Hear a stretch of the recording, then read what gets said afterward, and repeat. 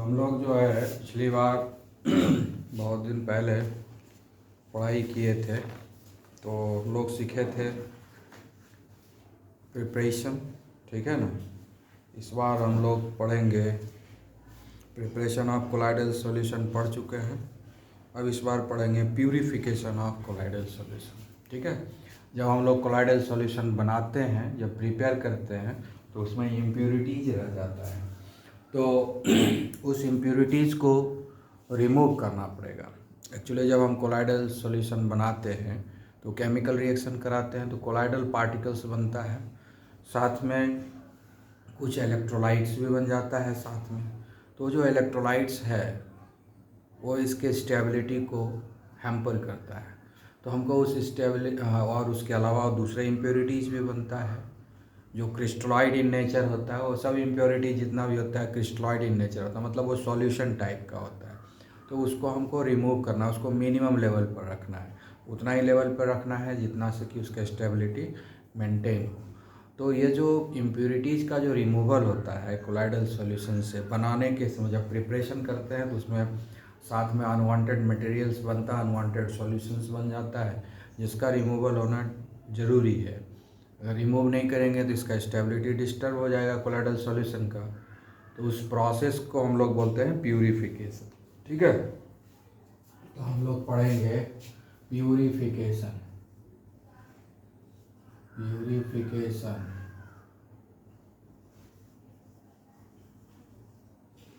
Of colloidal solution. Purification of colloidal solution पढ़ेंगे। तो purification क्या है? प्यूरिफिकेशन क्या है? प्यूरिफिकेशन ऑफ कोलाइडल सॉल्यूशन जो है, इसमें क्या होता है? रिमूवल, ठीक है ना। रिमूवल ऑफ इम्प्यूरिटीज, ठीक है। ये क्या है? Removal of impurities, specially electrolytes, ठीक है, स्पेशली इलेक्ट्रोलाइट्स, ठीक है,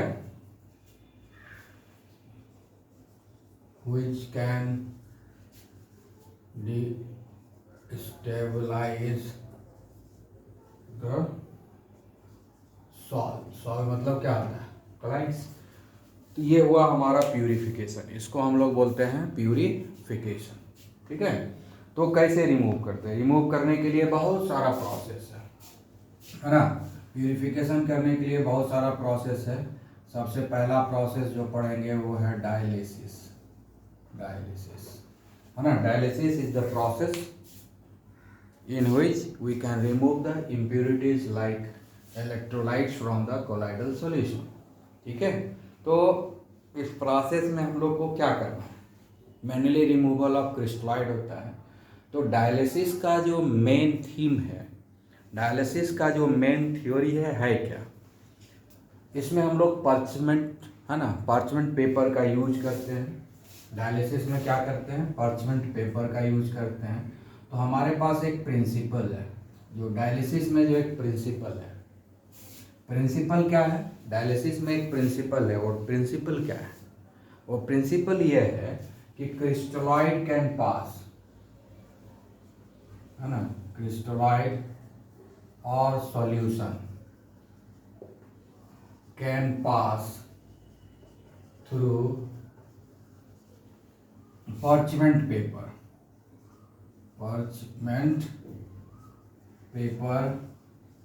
or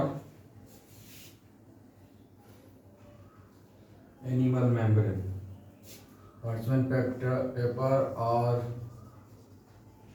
cellophane membrane, but colloids cannot, but colloidal particle cannot, ठीक है। कोलाइडल पार्टिकल जो है पास नहीं करेगा पार्चमेंट पेपर से या सेलोफान मेम्ब्रेन से, या एनिमल मेम्ब्रेन रहता है उससे पास नहीं करेगा, ठीक है ना। तो इसीलिए हम लोग एक सेलोफान का बैग बनाते हैं, ठीक है, सेलोफान का एक बैग बनाते हैं और उससे सारा इम्प्योरिटीज निकल जाएगा। हम लोग जरा इसको डायग्रामेटिकली देखते हैं तो ज़्यादा अच्छे से समझ में आएगा, ठीक है। तो डायलिसिस के लिए हम लोग डायग्राम बनाएंगे, ठीक है। प्यूरिफिकेशन का फर्स्ट प्रोसेस पढ़ रहे हैं तो हम लोग क्या करेंगे, ठीक है, एक कंटेनर बना लेते हैं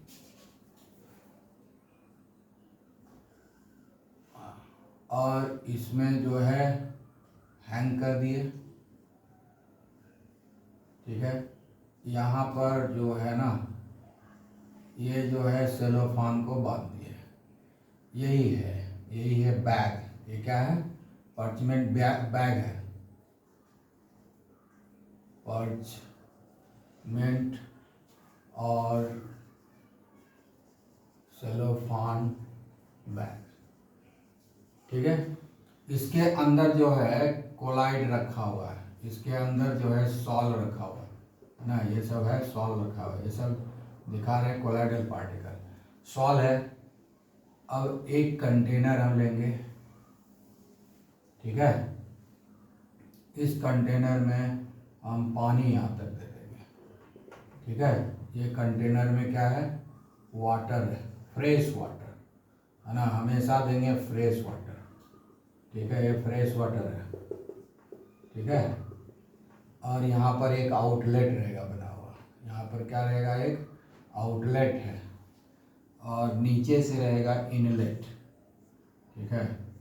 इनलेट रहेगा, ये इनलेट से जाएगा फ्रेश वाटर जाएगा और ये आउटलेट से यहाँ क्या क्या निकलेगा, क्रिस्टलॉइड निकलेगा और वाटर निकलेगा, इम्प्योर वाटर जो होगा वो निकलेगा। इसके अंदर जो है रखा हुआ है, तब जब इसके अंदर जो है कोलाइड रखा हुआ है, ये पार्चमेंट पेपर के अंदर एक पार्चमेंट पेपर का बैग बना लिए, उसको यहाँ पर हम टांग दिए, हैंग कर दिए। यहाँ फ्रेश वाटर इसमें आ रहा है, अब ये फ्रेश वाटर तो यहाँ नहीं रहेगा, फ्रेश तो यहीं रहा, जिसके अंदर तब इम्प्योरिटी सब आ जाएगा। तो अब इससे क्या क्या निकलेगा, है ना, इससे क्रिस्टलॉइड इसमें आ गया, ठीक है, क्रिस्टलॉइड इसमें आ गया, इसमें आयंस जो भी रहेगा वो सारा आ जाएगा और भी जो भी इम्प्योरिटीज रहेगा वो सारा आ जाएगा। और इसके अंदर रह जाएगा सॉल पार्टिकल, इसके अंदर में बचेगा कौन सा, सॉल पार्टिकल। तो इस तरह से फ्रेश वाटर हम देते जाएंगे, इससे क्या होगा कि डिफ्यूज करके निकलेगा, इसमें से क्रिस्टलॉइड होगा, आयंस होगा, ठीक है। उसके बाद इलेक्ट्रोलाइट होगा, सब डिफ्यूज आउट हो जाएगा, सब जो है सैक से डिफ्यूज आउट हो जाएगा, पानी में घुल जाएगा, आयंस भी पानी में घुलेगा, क्रिस्टलॉइड भी पानी में घुलेगा, इलेक्ट्रोलाइट भी पानी में घुलेगा। इधर से फ्रेश वाटर आता जाएगा, इधर से हम लोग सप्लाई करेंगे फ्रेश वाटर और ये पानी धीरे धीरे ऊपर उठेगा, इसमें घुलता जाएगा ये सारा चीज़ और इधर से ये निकल जाएगा। तो क्रिस्टलॉइड, वाटर जो भी रहेगा, क्रिस्टलॉइड निकलेगा, वाटर निकलेगा, आयंस निकलेगा, इलेक्ट्रोलाइट निकलेगा, तो सब कुछ जो है इधर से निकल जाएगा। तो अल्टीमेटली इस सैक के अंदर क्या बचेगा, कोलाइडल पार्टिकल। क्योंकि ये जो सैक है ना, ये सैक किसका बना हुआ है, सेलोफान का बना हुआ है, पार्चमेंट पेपर का बना हुआ है, जो कोलाइडल पार्टिकल को पास होने नहीं देता है ना। ये तो परफोरेटेड मेम्ब्रेन है, इससे कुछ चीज़ें पास होगी, तो इससे सॉल्यूशन पास हो जाता है, इससे क्रिस्टलॉइड पास हो जाता है, इससे इलेक्ट्रोलाइट पास हो जाता है, आयन से, तो डिफ्यूज आउट हो जाता है। ये सारा चीज़ क्या होता है, डिफ्यूज करके बाहर निकल जाता है। और चूंकि बाहर में यहाँ पर पानी है तो ये सारा चीज़ पानी में घुल जाएगा और इधर से पानी का लेवल बढ़ता जाएगा, निकलते जाएगा। क्योंकि पानी निकलेगा तो उसके बाद क्रिस्टलॉइड भी, वाटर भी, आयंस भी, इलेक्ट्रोलाइट सब कुछ निकल जाएगा। तो धीरे धीरे क्या होगा, इससे सारा चीज़, मान लो कि हम फ्रेश वाटर नहीं दें, सिर्फ पानी एक बार डाल करके छोड़ दें, है ना। मान लेते हैं कि हम फ्रेश वाटर कंटिन्यूसली सप्लाई नहीं किए, एक बार पानी इतना डाल के उसको डुबा दिए, तो क्या ये साफ़ हो जाएगा? नहीं होगा। क्यों नहीं होगा? क्योंकि इससे डिफ्यूज आउट हो जाएगा आयंस भी, क्रिस्टलाइड और इलेक्ट्रोलाइट सब तो आके इसी में जमा हो जाएगा। एक समय जो है कॉन्सेंट्रेशन बढ़ जाएगा ये सब का पानी में, ये तीनों चीज़ का कॉन्सेंट्रेशन यहाँ बढ़ जाएगा। जब कॉन्सेंट्रेशन बढ़ जाएगा तो ये फिर डिफ्यूज करके जाने लगेगा अंदर की तरफ, तो फिर इम्प्योरिटी अंदर जहाँ से बाहर आया था फिर वही अंदर चला जाएगा ना, फिर वो सैक के अंदर ये इम्प्योरिटीज वापस चले जाने लगेगा। इसीलिए हम लोग फ्रेश वाटर कंटिन्यूसली सप्लाई करते रहते हैं, ताकि जो भी इम्प्योरिटीज यहाँ निकलते जा रहा है वो बह के निकलते जाए। धीरे धीरे पानी हम लोग सप्लाई करते हैं, स्पीड से नहीं करते हैं, धीरे धीरे करते हैं, और ये इधर से साफ होता जाता है। तो इस तरह से इसमें बच जाएगा कोलाइडल पार्टिकल। अब उस कोलाइडल पार्टिकल जो प्योर फॉर्म में इस सैक में बचेगा, उसको हम सूटेबल डिस्पर्सन मीडियम में घोल देंगे, हमारा मिल जाएगा, कोलाइड बन जाएगा। तो इस तरीके से हम लोग प्यूरीफाई करते हैं, इस तरीके से हम लोग प्यूरिफिकेशन करते हैं कोलाइडल सॉल्यूशन का। ठीक है। अब इसी प्रोसेस को हम लोग बोलते हैं डायलिसिस। ये प्रोसेस क्या है? डायलिसिस है। इसी प्रोसेस को हम लोग बोलते हैं डायलिसिस है। ठीक है ना। अब जो है हमारे बॉडी में भी किडनी जो है डायलिसिस का काम करता है, किडनी जो है वो डायलिसिस का काम करता है। तो किडनी क्या करता है? किडनी भी इसी तरह का एक सैक है, किडनी भी क्या इसी तरह का एक सैक है। ठीक है। तो किडनी का जो सैक है तो क्या करता है एक्चुअली, ये जैसे मान लो कि ये एक किडनी है, ये एक किडनी है। ठीक है। तो किडनी क्या करेगा? किडनी अगर हम मान लेते हैं कि ये जो सैक है ये किडनी है, तो इस किडनी के अंदर जो है दो ठो पाइप रहेगा। एक पाइप मान लो इधर से है, ये एक पाइप रहेगा, ये आर्टरी है ना। आर्टरीज रहता है ना अपने बॉडी में, अपने बॉडी में आर्टरीज रहता है। आर्टरीज क्या करता है? इम्प्योर ब्लड रहता है इसके पास, इम्प्योर ब्लड। ठीक है ना। ये जो आर्टरीज है वो इम्प्योर ब्लड सप्लाई कर देता है इस किडनी को, ये किडनी है। उसके बाद इम्प्योर ब्लड है, इम्प्योर ब्लड में जो है सारा वेस्ट मटेरियल हमारे बॉडी का रहता है ना। तो वो जो इम्प्योर ब्लड है वो किडनी में जाता है। इम्प्योर ब्लड में कितना वेस्ट मटेरियल जितना है सारे बॉडी का उसमें है, विटामिन मिनरल सब कुछ है उसमें, वेस्ट मटेरियल विटामिन मिनरल जो जाता है वो तो यूज आर्टरीज में आ रहा है, इम्प्योर ब्लड आ रहा है। तो होता क्या है कि जितना भी वेस्ट मटेरियल है इलेक्ट्रोलाइट के रूप में, सॉल्यूशन के रूप में है, तो वो जैसे इम्प्योर ब्लड आएगा सब कुछ निकल जाएगा, और प्योर होने के बाद फिर इधर से चला जाएगा वेन में। ये हो गया हमारा प्योर ब्लड हो गया। कहाँ चला गया? ये वेन है। ठीक है ना, वेन है, तो वेन में चला गया। ठीक है। तो वेन में चला गया, आएगा किधर से? आर्टरीज से इम्प्योर ब्लड आएगा। यहाँ पर क्या होगा? अब किडनी का एक्चुअल तो हम बनाया नहीं है, सैक है, किडनी को हम लोग सैक मान के चलते हैं, बायोलॉजी के टीचर अच्छे से बचाएंगे तुमको। तो इस सैक में आ गया, ये एक किडनी है, और इधर से हम लोग पानी पीते रहते हैं, ये किडनी है, और किडनी के ऊपर एक कंटेनर लगा हुआ है। इसी तरह कंटेनर बना हुआ है हमारे बॉडी में किडनी के पास, हम जो पानी पीते हैं वो यहाँ जमा होता है। इसीलिए हम लोगों को रेगुलर वाटर पीने के लिए कहा जाता है ना, ताकि ये फ्रेश वाटर यहाँ मिलते रहे। तो यहाँ पर जो इम्प्योर ब्लड है, जो हम खाना पीना खाए, पचा सब कुछ, जो सेल के पास रिएक्शन हुआ, सेल के पास जो रिएक्शन होने के बाद जो इम्प्योर सब्सटेंस बना, वेस्ट मटेरियल बना, वो सारा ब्लड के थ्रू ही, टेरिटरीज के थ्रू फिर किडनी में आया।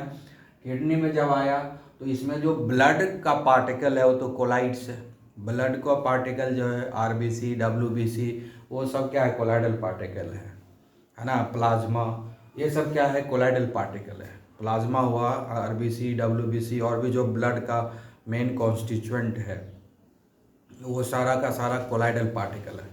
मतलब ब्लड का जो भी ओरिजिनल पार्टिकल्स है वो सारा तो कोलाइडल इन नेचर है। तो वो जो है सैक से बाहर नहीं आएगा, लेकिन उसी ब्लड में जो क्रिस्टलॉइड है, आयंस है, इलेक्ट्रोलाइट्स है, और भी जो भी वेस्ट मटेरियल्स बना है हमारे बॉडी में वो सब कुछ है उसमें, वो सारा जो है इस सैक से बाहर आ जाएगा और इधर हमारा यूरिनेट करके निकल जाएगा, यूरेथ्रा के थ्रू यूरिन से निकल जाएगा वो सारा। और यहाँ पर प्यूरिफाई होने के बाद ब्लड फिर से किडनी उसको वेन में भेज देता है, फिर वो हमारे हार्ट के पास जाता है, फिर वहाँ और भी प्यूरिफिकेशन होता है, ऑक्सीजनेटेड होगा और ऑक्सीजनेटेड होने के बाद फिर बॉडी को सप्लाई हो जाता है। तो बायोलॉजी में उतना हम डिटेल में नहीं जाएंगे और आता भी नहीं है हमको, हम सिर्फ बता रहे हैं कि किडनी में किस तरह से प्यूरिफिकेशन होता है। तो किडनी भी एक सैक जैसा ही है और किडनी में आर्टरीज से इम्प्योर ब्लड आता है और फिर वो किडनी जो है वेन को प्योर ब्लड सप्लाई कर देता है। तो यहाँ पर जो प्यूरिफिकेशन होता है किडनी में वो क्या होता है, हमारे बॉडी में बहुत सारा इम्प्योर मटेरियल बनता है जिसको बॉडी से बाहर करना है। तो किडनी के ऊपर और एक सैक रहता है, उस सैक में हम लोग पानी जो पीते हैं वो फ्रेश वाटर जा कर के जमा होते रहता है। तो जो किडनी जो है एक तरह का सेलोफान बैग है या पर्चमेंट पेपर है, वो उससे जितना भी वेस्ट मटेरियल है जो इलेक्ट्रोलाइट इन नेचर है, आयंस है, सब कुछ निकल जाता है।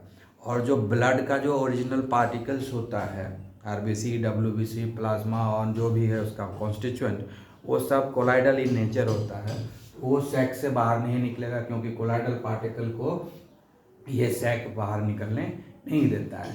सिर्फ जो क्रिस्टलॉइड है, इलेक्ट्रोलाइट है या आयंस है उसी को बाहर निकलने देता है। तो वो सब डिफ्यूज आउट होकर के इस फ्रेश वाटर में मिलते जाएगा और फिर ये फ्रेश वाटर हमारा यूरिनेट करेंगे तो यूरेथ्रा में जमा होगा, यूरिनेट करेंगे तो निकल जाएगा बाहर। तो इस तरह से जो है हमारे बॉडी में भी डायलिसिस होता है। इसलिए हम लोग बॉडी के बाहर भी अब डायलिसिस कराते हैं। जब किसी का किडनी खराब हो जाता है तो इस तरह का ही एक अरेंजमेंट बॉडी के बाहर बना देते हैं और आर्टरीज को ला करके इसमें जोड़ देते हैं, वेन को भी ला करके बाहर में एक डायलाइजर रहता है, उसको डायलाइजर बोलते हैं, जो बॉडी के बाहर रखते हैं। उस डायलाइजर में सारा व्यवस्था है किडनी के जैसा ही, ठीक है। और आर्टरीज को ला के उसमें जोड़ देते हैं, वेन को ला के जोड़ देते हैं और बॉडी से बाहर ही जो है उसका डायलिसिस होते रहता है जिसका किडनी खराब होता है। जब तक कि वो किडनी बदल नहीं दिया जाता है या ठीक नहीं हो जाता है तब तक हम लोग डायलिसिस करते रहते हैं ताकि अंदर में जो किडनी है वो रेस्ट में रहे और धीरे धीरे रिकवर कर जाए, ठीक है। तो इसीलिए डायलिसिस का बहुत महत्व है हमारे लाइफ में भी। अच्छा ठीक है, ये तो डायलिसिस हुआ। अब ये जो डायलिसिस है ये बहुत ही स्लो होता है। ये जो डायलिसिस हुआ ये बहुत ही स्लो होता है, इसलिए हमारा जो दूसरा प्रोसेस है वो इलेक्ट्रोडायलिसिस है। दूसरा प्रोसेस क्या है? इलेक्ट्रोडायलिसिस, ठीक है ना। ठीक है, डायलिसिस, इलेक्ट्रोडायलिसिस हम लोग अब कराएंगे। तो इलेक्ट्रोडायलिसिस में क्या होगा?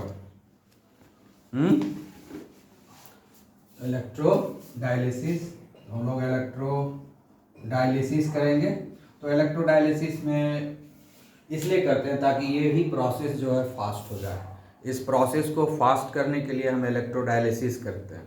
तो इलेक्ट्रोडायलिसिस और डायलिसिस में बहुत ज़्यादा का अंतर नहीं है। डायलिसिस जो होता है वो स्लो प्रोसेस होता है और इलेक्ट्रोडायलिसिस जो है बहुत ही फास्ट हो जाता है। फास्ट होने का मतलब होता है कि हम इसमें इलेक्ट्रिसिटी सप्लाई करते हैं। इसका मतलब है कि इसमें एनोड और कैथोड को इंट्रोड्यूस करेंगे, 2 इलेक्ट्रोड इंट्रोड्यूस करेंगे और कुछ नहीं करेंगे, ठीक है। अच्छा, अभी हम लोग ये आर्टरी वगैरह बना दिए थे, उसको हम हटा देते हैं, ठीक है। वो तो समझाने के लिए बताए थे,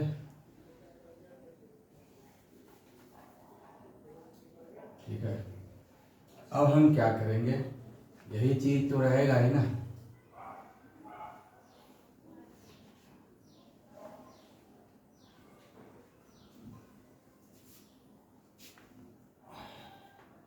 सारा अरेंजमेंट यही रहेगा, सिर्फ 2 चीज़ डिफरेंट हो जाएगा। एक यहाँ पर हम जो है इलेक्ट्रोड इंट्रोड्यूस करेंगे। मान लेते हैं कि ये पॉजिटिवली चार्ज्ड है, ये ठीक है, ये पॉजिटिवली चार्ज्ड है। और एक इलेक्ट्रोड इधर बना देंगे, इसको हम लोग नेगेटिवली चार्ज से जोड़ देंगे, ठीक है ना। तो कैथोड और एनोड दोनों हो गया, 2 प्लेट लगा दिए। ठीक है। अब ये जब इलेक्ट्रिसिटी पास कराएंगे ना तो ये जो प्रोसेस है ये फास्ट हो जाएगा, क्योंकि इसमें को आयन दोनों तरह का रहेगा, नेगेटिव आयन भी रहेगा, पॉजिटिव आयन्स भी रहेगा इलेक्ट्रोलाइट में। तो जब हम इंट्रोड्यूस कर देंगे इस तरह का इलेक्ट्रोड, दो, एक कैथोड और एक एनोड, और इलेक्ट्रिसिटी जब पास कराएंगे तो अपोजिटली चार्ज कैटायन जो है कैथोड की तरफ चला जाएगा और एनायन जो है एनोड की तरफ जाएगा। तो इस तरह से जो मूवमेंट ऑफ आयन्स है वो बढ़ जाएगा, है ना, चार्ज के चलते, है ना। तो जिसके चलते ये जो है फास्ट हो जाएगा, क्योंकि यहाँ पर क्या होगा कि ये जो अप्लाई ही हम इसलिए करते हैं ताकि ये प्रोसेस जो है फास्ट हो जाए, ठीक है। तो ये पॉजिटिव चार्ज है तो इसको हम लोग क्या बोलेंगे, इधर एनोड बोलेंगे इसको, और इसको कैथोड बोलेंगे, ठीक है। तो पॉजिटिवली चार्ज आयन जो है इधर आने लगेगा इसके तरफ, नेगेटिवली चार्ज जो है इधर जाने लगेगा, ठीक है। ऐसे जाएगा और इस पानी में घुलते जाएगा, पानी इसको खींच करके बाहर कर देगा, ठीक है। आउटलेट इधर भी रहेगा, आउटलेट इधर भी रहेगा, आउटलेट जो है इधर भी हम बना देंगे, आउटलेट इधर भी बना देंगे। तो इधर भी निकलेगा क्रिस्टलाइन, ठीक है, और वाटर निकलेगा और आयंस निकलेगा, इलेक्ट्रोलाइट निकलेगा। इतने तरह का इम्प्योरिटी जो है बाहर निकल जाएगा। तो उधर दोनों तरफ वाटर जो है आउटलेट बना देंगे ऊपर लेयर में, नीचे से फ्रेश वाटर दे देंगे, फ्रेश वाटर रहेगा, फ्रेश वाटर धीरे धीरे ऊपर लेयर जाएगा और ये दोनों से बहता जाएगा। तो दोनों तरफ से बहेगा, एक तो आयंस अपोजिटली चार्ज आयंस बहुत तेज़ी से निकलेगा, तो इलेक्ट्रोलाइट भी आसानी से निकल जाएगा, उसमें भी आयंस ही रहेगा। तो और सॉल्यूशन जो क्रिस्टलॉइड है इधर इधर किधर से भी आसानी से निकल जाएगा। और अगर क्रिस्टलॉइड आयनाइजेबल होगा तो वो भी आयनाइज हो जाएगा, तो कैटायन और एनायन में बढ़ जाएगा, वो भी बहुत तेज़ी से इलेक्ट्रोड की तरफ खिंचाएगा और फिर वो बाहर निकल जाएगा। तो डायलिसिस के प्रोसेस को अगर फास्ट बनाना है तो हम उसको इलेक्ट्रोडायलिसिस करेंगे। इलेक्ट्रोडायलिसिस करने के लिए कोई अलग से अरेंजमेंट नहीं करना है, उसमें बस सिंपली दो इलेक्ट्रोड को इंट्रोड्यूस करेंगे, एक कैथोड और एक एनोड होगा। दोनों सैक के दोनों तरफ एक एक दे देंगे, एक ही साइड नहीं देंगे, जो सैक है उसके दोनों तरफ जो है हम देंगे एक कैथोड और एक एनोड को, बीच में सैक रहेगा, इलेक्ट्रिसिटी पास कराएंगे और ये प्रोसेस जो है हमारा फास्ट हो जाएगा, ठीक है। तो ये हो गया हमारा इलेक्ट्रोडायलिसिस, ठीक है। उसके बाद जो सॉल्व पार्टिकल यहाँ पर बचेगा प्योर फॉर्म में, उसको हम जो है फिर से फ्रेश डिस्पर्सन मीडियम लेंगे और उस फ्रेश डिस्पर्सन मीडियम में जो है नया कोलाइडल सॉल्यूशन तैयार हो जाएगा। हमने बहुत सारा जो है कोलाइडल सॉल्यूशन बनाने के लिए सिखाया था उस दिन, ठीक है। तो उसमें से एक एग्जांपल लेकर के हम लोग समझने की कोशिश करते हैं। जैसे कि हम लोगों को बनाना था फेरिक हाइड्रोक्साइड सॉल्ट, यही सॉल्ट बनाए थे। तो क्या किया गया था, फेरिक क्लोराइड लिया गया था और वार्म वाटर जो है में डाल करके इसको शेक किया गया था, धीरे धीरे बूंद बूंद जो है इसमें दिया गया था, ठीक है। तो ये जो बन गया हमारा फेरिक हाइड्रोक्साइड सॉल्ट बना, साथ में HCl बना। ये जो HCl है यहाँ पर इम्प्योरिटी है, अगर HCl इसमें रहेगा तो कोलाइडल सॉल्यूशन जो है स्टेबल नहीं रहेगा। ये जो HCl अगर इसमें, क्योंकि ये फेरिक हाइड्रोक्साइड सॉल्ट तो बन गया, कोलाइड सोर बन गया, लेकिन साथ में हाइड्रोक्लोरिक एसिड भी बना जो कि इलेक्ट्रोलाइट है, इसको रिमूव करना जरूरी है। अगर नहीं रिमूव करेंगे तो कोलाइडल सॉल्यूशन ज़्यादा देर तक स्टेबल नहीं रहेगा। इस कोलाइडल सॉल्यूशन को हमको स्टेबल रखना है तो इसके लिए हमको व्यवस्था करना होगा कि ये HCl को हम रिमूव कर दें, क्योंकि यहाँ पर ये इम्प्योरिटीज है। इसलिए हम क्या करेंगे, डायलिसिस या इलेक्ट्रोडायलिसिस करा के इस HCl को हम रिमूव कर देंगे। तो ये जब HCl रिमूव हो जाएगा, ठीक है, उसके बाद हमको फेरिक हाइड्रोक्साइड का प्योर जो है कोलाइड्स मिलेगा। फिर इसको हम जो है इसका जो एक्चुअल जो डिस्पर्सन मीडियम है, जो रिक्वायर्ड डिस्पर्सन मीडियम है, उसमें हम इसको शेक कर देंगे और हमको फ्रेश जो है कोलाइडल सॉल्यूशन मिल जाएगा, ठीक है। तो इस तरीके से हम लोग ये एक एग्जांपल लेके समझ लिए। तो दो तरह का प्रोसेस हम लोग प्यूरिफिकेशन में पढ़े, डायलिसिस एंड इलेक्ट्रो डायलिसिस। ठीक है, अब हम लोग देखते हैं कि और कौन कौन सा प्रोसेस है। तो दो प्रोसेस तो हम लोग पढ़ लिए, डायलिसिस एंड इलेक्ट्रो डायलिसिस। अब तीसरा प्रोसेस हम लोग पढ़ते हैं, उसको बोलते हैं अल्ट्रा फिल्ट्रेशन, है ना। प्यूरिफिकेशन का तीसरा मेथड है अल्ट्रा फिल्ट्रेशन। अल्ट्रा फिल्ट्रेशन, है ना। अल्ट्रा फिल्ट्रेशन मतलब फिल्टर पेपर को ही अल्ट्रा बना देंगे। नॉर्मल जो फिल्टर पेपर हम लोग लेबोरेटरी में यूज करते हैं उसमें तो सॉल्यूशन पास भी करता है और कोलाइडल सॉल्यूशन भी पास कर जाता है। तो इसलिए नॉर्मल फिल्टर पेपर से तो इसका प्यूरिफिकेशन नहीं होगा, क्योंकि उससे तो कोलाइडल पार्टिकल पास कर जाएगा, तो फिल्टर नहीं होगा। नॉर्मल फिल्टर पेपर से किसको हम फिल्टर कर सकते हैं? सस्पेंशन को फिल्टर कर सकते हैं, कोलाइड्स को हम फिल्टर नहीं कर सकते हैं। ठीक है, तो इसके लिए अल्ट्रा फिल्टर पेपर बनाना पड़ता है। उसके लिए क्या करते हैं, जो नॉर्मल फिल्टर पेपर होता है ना, उसको हम लोग इम्प्रेगनेट करते हैं। इम्प्रेगनेट मतलब उसमें कुछ केमिकल लगा देते हैं, जिससे कि फिल्टर पेपर में जो स्मॉल स्मॉल होल्स होता है, स्मॉल स्मॉल पोर्स जो होता है, वो और भी छोटा हो जाता है। इतना छोटा वो होल बना देते हैं ताकि उससे कोलाइडल पार्टिकल्स जो है पास नहीं कर सके। ठीक है, उससे सिर्फ जो है सॉल्यूशन पास करे, लेकिन कोलाइड्स उससे पास नहीं करे। ठीक है ना। प्रोसेस जो है ना, जिसमें कि ये जो फिल्टर पेपर का जो होल्स है उसको हम लोग छोटा कर देते हैं, this process is known as impregnated. So impregnation is nothing, it's a process by which we can reduce the diameter of the small holes present into the filter paper. This process is known as impregnation. So what is impregnation? Impregnation is the process in which a particular chemical is used to spread over the filter paper so that we can minimize or reduce the diameter or radius of the holes available in filter paper, so that it become ultra filter paper. ठीक है, this process is known as impregnation, and the chemical which is used to carry out the impregnation, that is called collodion. उसको क्या बोलते हैं हम लोग? Collodion. तो हम लोग क्या करते हैं, अल्ट्रा फिल्ट्रेशन के लिए हम लोग क्या करते हैं, अल्ट्रा फिल्टर पेपर बनाते हैं। तो कैसे होता है, नॉर्मल फिल्टर पेपर लेंगे, नॉर्मल फिल्टर पेपर, ठीक है, सोक्ड इन कोलोडियन। ठीक है, सोक्ड इन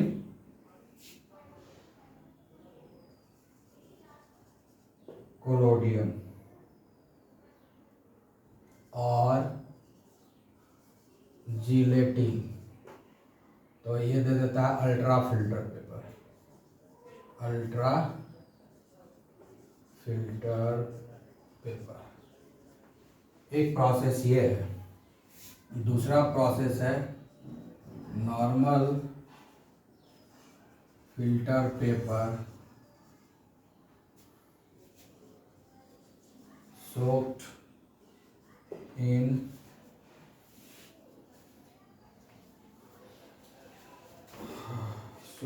formaldehyde। दूसरा क्या है, दूसरे तरीके से हम लोग क्या बनाते हैं, soaked in formaldehyde,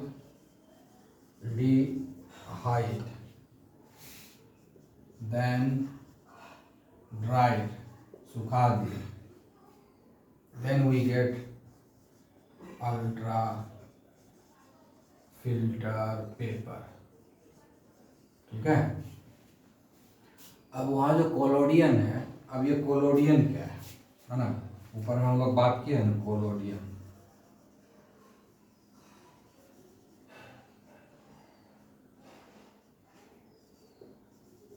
कोलोडियन क्या है, 4% नाइट्रोसेलुलोज। ये क्या है, 4% नाइट्रोसेलुलोज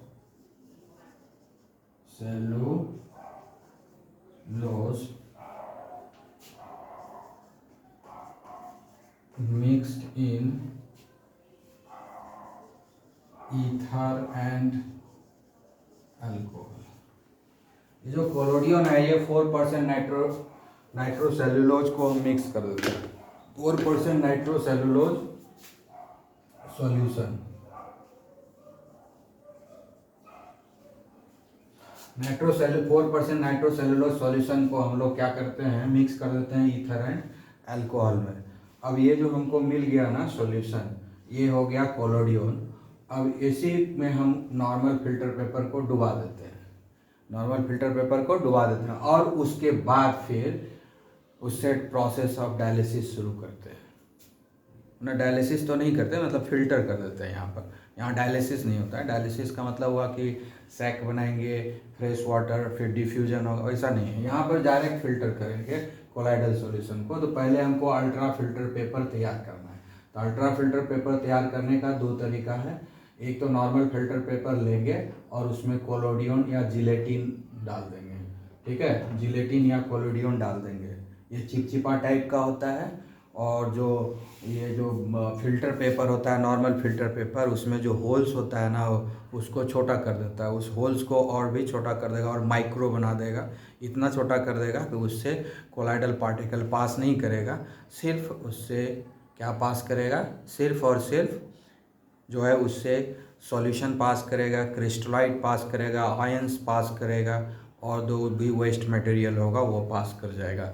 लेकिन colloidal particle ultra filter paper से पास नहीं करेगा। तो फिल्टर कर देंगे, फिल्टर कर देंगे, फिल्टर करेंगे तो फिर जो ये अल्ट्रा फिल्टर पेपर है उसके ऊपर कोलाइडल पार्टिकल जमा हो जाएगा और नीचे जो हमको फिल्ट्रेट मिल जाएगा, ठीक है, नीचे हमको क्या मिल जाएगा, फिल्ट्रेट मिल जाएगा, ठीक है। अब जब ये फिल्ट्रेट मिल जाएगा तो उसको हम लोग क्या करेंगे, फिल्ट्रेट को तो फेंक देंगे क्योंकि उसमें इम्प्योरिटीज है, कोलाइड्स है, आयंस है, उसको या यूज करना है या फेंक देना है। और जो अल्ट्रा फिल्टर पेपर के ऊपर हमको मिल गया कोलाइडल पार्टिकल, उसको फ्रेश डिस्पर्सन मीडियम में डिजॉल्व कर देंगे। फ्रेशली प्रिपेयर्ड डिस्पर्सन मीडियम में डिजॉल्व करके फिर से हम कोलाइडल पार्टिकल, कोलाइडल सॉल्यूशन तैयार कर लेंगे। तो इस तरीके से हम लोग अल्ट्रा फिल्ट्रेशन कर लेते हैं। तो एक तो ये हो गया। दूसरा हो गया कि नॉर्मल फिल्टर पेपर को हम लोग फॉर्मल्डिहाइड में डुबा देंगे और उसके बाद उसको हम फैन के नीचे रख देंगे, सूख जाएगा। जब सूख जाएगा तब जा कर के हम उससे फ़िल्टर करेंगे, तब जा कर के हम उससे फ़िल्टर करेंगे।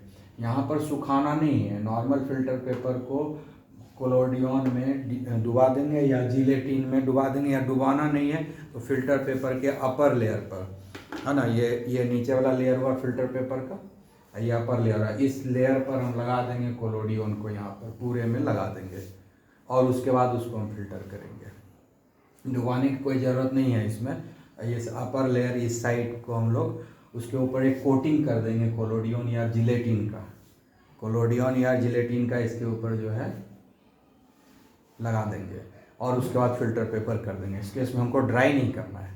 उसके बाद हम कोलाइडल सॉल्यूशन को जो बनाए हैं कोलाइडल सॉल्यूशन, उसको हम प्यूरिफाई करने के लिए फ़िल्टर कर देंगे।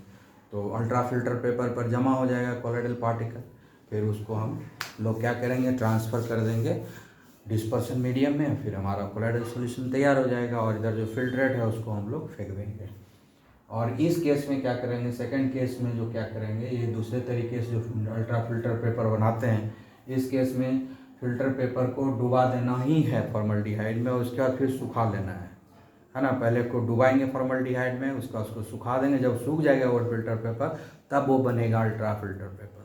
अब जब अल्ट्रा फिल्टर पेपर बन गया ड्राई होने के बाद, तब उससे फ़िल्टर कर लेंगे। जैसे फ़िल्टर करते हैं नॉर्मली उसी तरह से फ़िल्टर करेंगे, है ना। फिल्ट्रेट नीचे गिर जाएगा और colloidal particle ultra filter paper पर जमा हो जाएगा, उसको हम ट्रांसफ़र कर देंगे डिस्पर्शन मीडियम में। इस तरीके से हमको मिल जाएगा कोलाइडल सॉल्यूशन, ठीक है।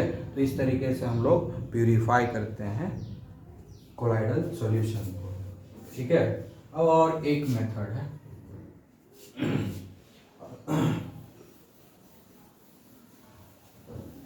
अच्छा, ये जो अल्ट्रा फिल्ट्रेशन है जो हम लोग बात किए, ये स्लो होता है। ये जो हम लोग अभी अल्ट्रा फिल्ट्रेशन बात किए बहुत ही स्लो होता है। इसको फास्ट करना है तो क्या करेंगे, ठीक है ना। तो फिजिक्स में पढ़े होंगे प्रेशर पंप,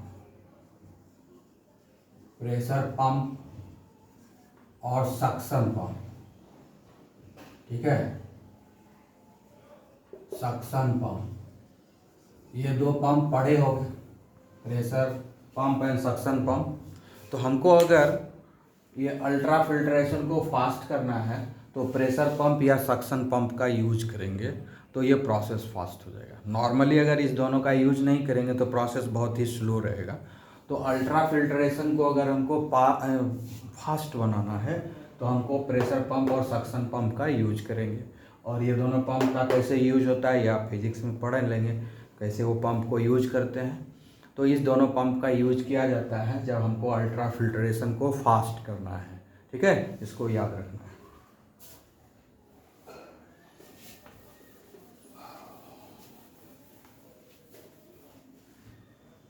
अब हम लोग पढ़ेंगे,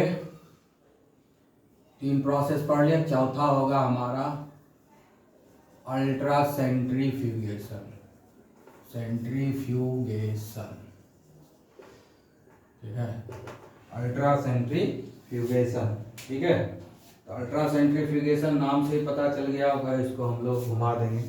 ये प्रोसेस तो हम लोग देखे भी है ना, सेंट्रीफ्यूगेशन करते हैं ना दूध में, दूध क्या है, कोलाइडल सॉल्यूशन है, उसको हम लोग मक्खन निकालते हैं, उसमें ब्लेंडर लगा देते हैं, या पुराने ज़माने में जो लकड़ी का एक बना गोला ऐसा कैसे ऐसे घुमाते हैं, या डायरेक्ट दूध को हाथ से ही ऐसे ऐसे कर देते हैं तो उससे मक्खन निकल जाता है। या हम लोग छाली का, दूध का छाली को जमा करके रखते हैं बहुत दिन, फिर उसको हम लोग हाथ से या ब्लेंडर से या वो लकड़ी वाला जो पुराना पद्धति है पकड़ के घुमाते हैं, इसी को तो सेंट्रीफ्यूगेशन बोलते हैं। किसी चीज़ को रोटेट करना, किसी चीज़ को बहुत ही हाई स्पीड से रोटेट करना को हम लोग सेंट्रीफ्यूगेशन बोलते हैं। तो यहाँ पर अल्ट्रा सेंट्रीफ्यूगेशन जब करेंगे तो हाथ से ही जो नॉर्मली बात किए ब्लेंडर से नहीं होगा, इसमें जो सेंट्रीफ्यूज मशीन का यूज करना पड़ेगा। इसके लिए सेंट्रीफ्यूज मशीन का यूज होता है। तो सेंट्रीफ्यूज मशीन में बहुत सारा स्लॉट बना हुआ रहता है, या ऐसे ऐसे घूमता है। सेंट्रीफ्यूज मशीन में क्या होता है, बहुत सारा स्लॉट बना रहता है। सेंट्रीफ्यूज मशीन देखना है तो किसी भी चले जाओगे पैथोलॉजी में, जहाँ खून पेशाब थूक का जांच होता है, पैथोलॉजी में चले जाओगे, वहाँ पर बोलोगे जरा हमको सेंट्रीफ्यूज मशीन दिखाओ, दिखा देगा, देख सकते हो। उसमें जो है टेस्ट ट्यूब रखने के लिए बहुत सारा स्लॉट बना हुआ है। तो हम लोगों का ब्लड लेता है, थूक लेता है, टॉयलेट लेता है, यूरिन लेता है, सबका जो है टेस्ट ट्यूब में भर करके उस सेंट्रीफ्यूज मशीन में रख देता है, और उसके बाद ऑन करता है तो बहुत ही तेज़ी से घूमता है ना। 1-2 मिनट घुमाने के बाद उसको रोकता है तो देखता है कि जो कुछ पार्टिकल्स नीचे जमा हो गया, बाकी जो उसका जो डिस्पर्सन मीडियम है ऊपर आ गया है, और डिस्पर्स्ड फेज जो है नीचे जमा हो गया है, ठीक है। जैसे कि हम लोग दूध में है कि नहीं, दूध में जो है मक्खन डिस्पर्स्ड फेज है और उसका पानी जो है डिस्पर्सन मीडियम है, तो मक्खन हम लोग निकाल लेते हैं। उसी तरह से ब्लड है, ब्लड में प्लाज्मा जो है वो डिस्पर्सन मीडियम है, और ब्लड का सारा पार्टिकल्स जो है वो डिस्पर्स्ड फेज है। तो ब्लड को हम लोग सेंट्रीफ्यूज करते हैं, उसको अलग करते हैं, ठीक है ना।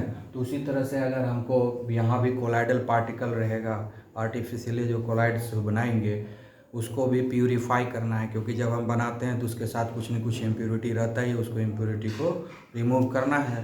तो उस रिमूव करने के लिए 3 मेथड पड़े, ये चौथा मेथड है अल्ट्रा सेंट्रीफ्यूगेशन। मतलब इसमें स्पीड बहुत ही ज़्यादा होगा। अल्ट्रा सेंट्रीफ्यूगेशन का मतलब है कि जो रोटेशन का स्पीड है वेरी वेरी हाई स्पीड होगा, वेरी वेरी हाई स्पीड होगा, है ना। तो वेरी वेरी हाई स्पीड से जब सेंट्रीफ्यूज मशीन में घूमेगा तब जा कर के क्या होगा, ये जो अगेंस्ट ग्रेविटी जब ये घूमता है तो जो सॉलिड पार्टिकल्स होता है वो सेटल डाउन हो जाता है बॉटम पे, और डिस्पर्सन मीडियम जो है ऊपर आ जाता है। फिर उसको हम निकाल लेते हैं सेंट्रीफ्यूज मशीन से, उसको हम लोग फिल्टर कर लेते हैं, ठीक है। फिल्टर करने का फिल्टर पेपर पर वो सारा जो है सॉलिड पार्टिकल्स जमा हो जाता है फिल्टर पेपर पर। फिर उस कोलाइडल पार्टिकल को हम लोग क्या करते हैं, फ्रेश डिस्पर्सन मीडियम में डिजॉल्व करके फ्रेश जो है कोलाइडल सॉल्यूशन का प्रिपरेशन कर लेते हैं। तो इस तरीके से हम लोग जो है प्यूरिफिकेशन करते हैं, किसका, कोलाइडल सॉल्यूशन का प्यूरिफिकेशन करते हैं। तो 4 मेथड है कोलाइडल सॉल्यूशन के प्यूरिफिकेशन करने का, जो है 4 मेथड है। और ये चारों मेथड हमने आपको बता दिया। अल्ट्रा सेंट्रीफ्यूगेशन में कुछ नहीं है, अगर सेंट्रीफ्यूगेशन मालूम है तो अल्ट्रा सेंट्रीफ्यूगेशन भी मालूम है, क्योंकि सेंट्रीफ्यूगेशन में घुमाते हैं, अल्ट्रा सेंट्रीफ्यूगेशन में रोटेशन का स्पीड बहुत ज़्यादा है, ट्रेमेंडस स्पीड से वो घूमता है, उसी को बोलते हैं अल्ट्रा सेंट्रीफ्यूगेशन। तो अल्ट्रा सेंट्रीफ्यूगेशन में सिर्फ स्पीड बढ़ाना है, काम तो वही है, सेंट्रीफ्यूज मशीन जो है वही है, यानी हाई क्वालिटी सेंट्रीफ्यूज मशीन होगा जिसका कि रोटेशन का स्पीड का वेरी हाई होगा, तब ना वो बहुत तेज़ी से घूमेगा और फिर हमको जो है डिस्पर्स फेज और डिस्पर्सन मीडियम को अलग अलग कर देगा। डिस्पर्स फेज जो है नीचे बैठ जाएगा, डिस्पर्सन मीडियम ऊपर रहेगा, फिर उसको हम फिल्टर करेंगे, डिस्पर्स फेज फिल्टर पेपर पर जमा जाएगा, डिस्पर्सन मीडियम नीचे फिल्टर होके निकल जाएगा, और फिर हम उस डिस्पर्स फेज को किसी दूसरे डिस्पर्सन में सूटेबल डिस्पर्सन मीडियम में डिजॉल्व करके फिर से फ्रेश कोलाइडल सॉल्यूशन बना लेंगे, और इस तरह से प्योर कोलाइडल सॉल्यूशन बनेगा जो कि बहुत देर तक स्टेबल होगा, स्टेबिलिटी बढ़ जाएगा, नहीं तो इम्प्योरिटी रहेगा तो इसकी स्टेबिलिटी कम रहेगी, कम देर तक स्टेबल रहेगा। इसलिए स्टेबिलिटी बढ़ाने के लिए हमको कोलाइडल सॉल्यूशन का प्यूरिफिकेशन करना बहुत ही ज़रूरी है, और प्यूरिफिकेशन करने के लिए ये 4 मेथड जो है बहुत ही इम्पॉर्टेंट है, जिसका हमने डिस्कशन किया। आई थिंक आप लोग समझ गए होंगे। Okay, have a nice day.